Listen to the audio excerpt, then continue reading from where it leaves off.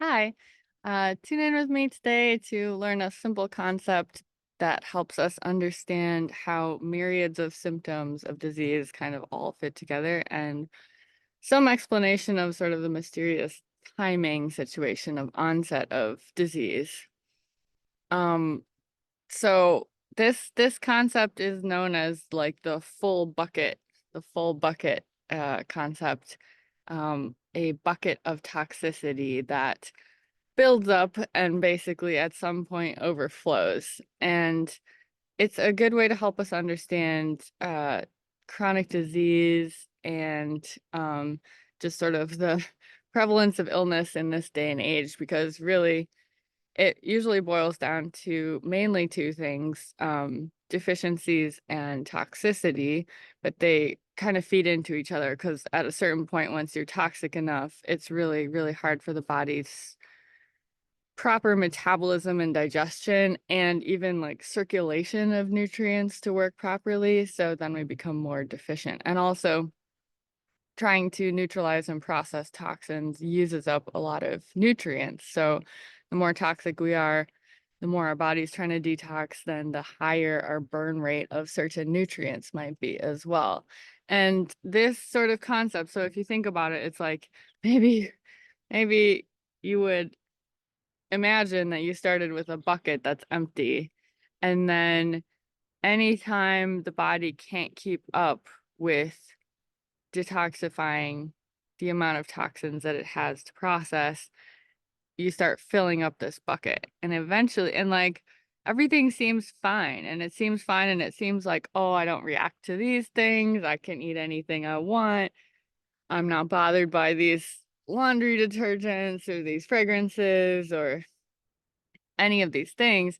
And then as this bucket starts to get fuller and fuller, it eventually gets to the top and then it's full and it just starts overflowing. So for all the time before it overflows, the body it's basically acting as a ballast that's protecting you from the effects of the toxicity that you already have building up, that your body is experiencing, but you're not experiencing the symptoms of because it's sort of holding them back for you. And then once you reach this full point, it starts overflowing. And then that's when you're going to have a lot of the actual symptoms that you're going to experience. And this is the point when people are like, and then all of a sudden I started reacting to everything.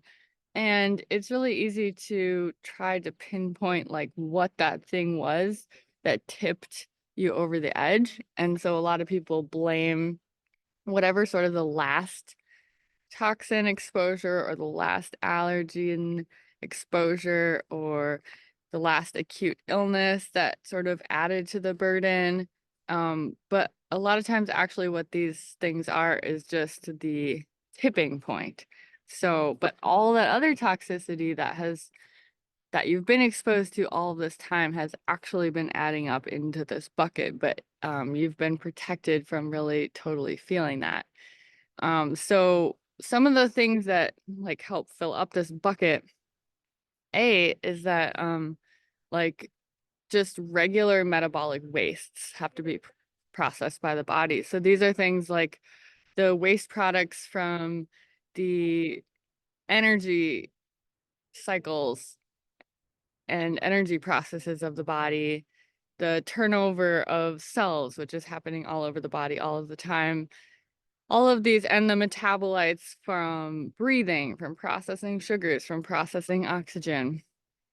All of these things constantly have to be metabolized, and that sort of already gives our body like quite a job to do.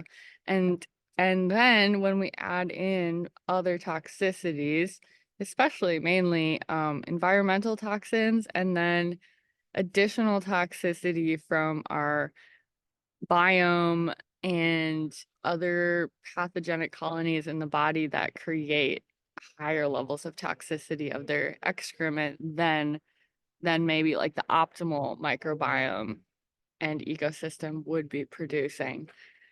In addition to the environmental toxins, which are nowadays in the water, in the air, in the food, pretty much, and and like literally being applied to our skin. And we're doing all these crazy things like choosing to add forever chemicals to all sorts of things that don't need it, just for like strange addictions to smells, you know.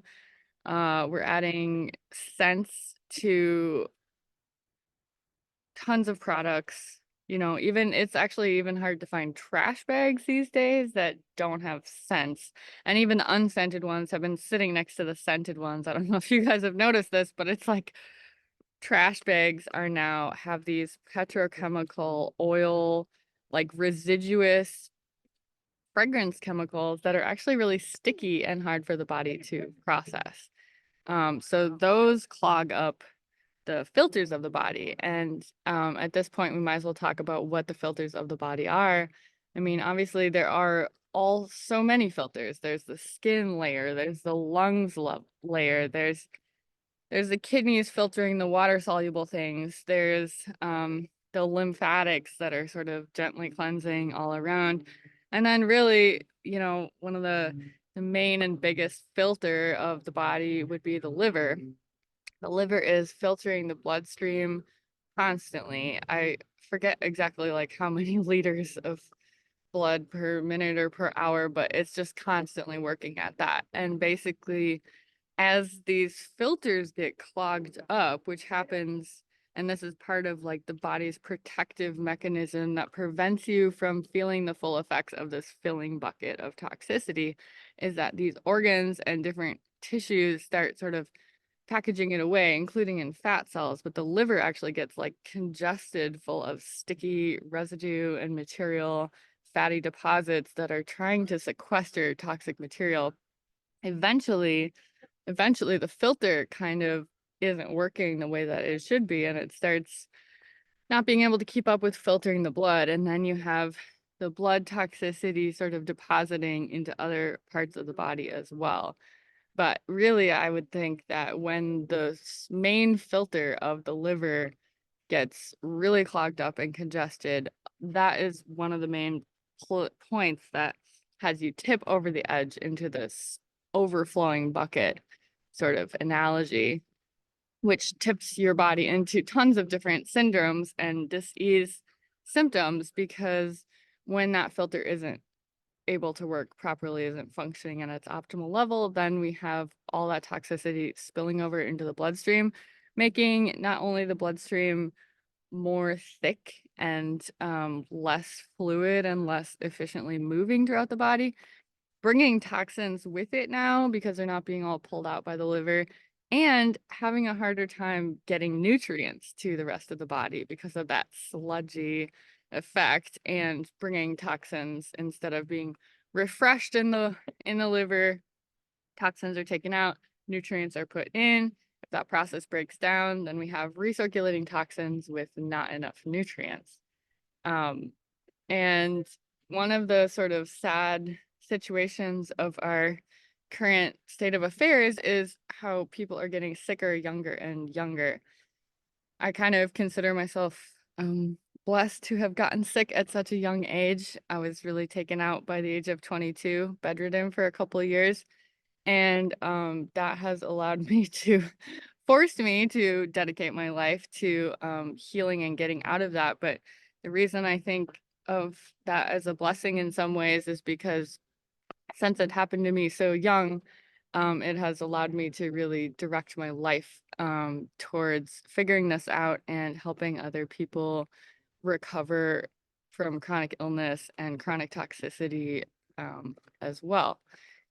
And I tried so many things, but it wasn't until I found a procedure where you can actually like remove this sticky buildup, this material substance that's clogging up your filter out of the liver, out of your body, in this really incredible sort of hack mechanism where you're working with the body's own methods. And it wasn't until really discovering and making that protocol work for me that I started having real hope for reversing this bucket overload of toxicity. And unfortunately, people are getting sicker younger and younger, even younger than I was, because we're actually not even born with a clean slate, like an empty bucket at this point anymore.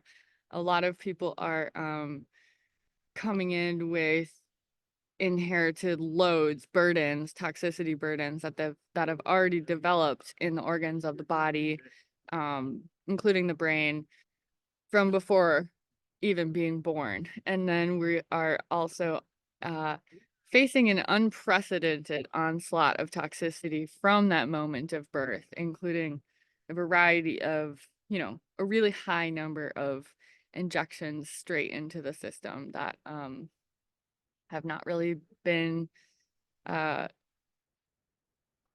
proven safe, to have all these different kinds of chemicals and compounds injected into the bloodstream and sort of going straight into the brain, for these babies and children.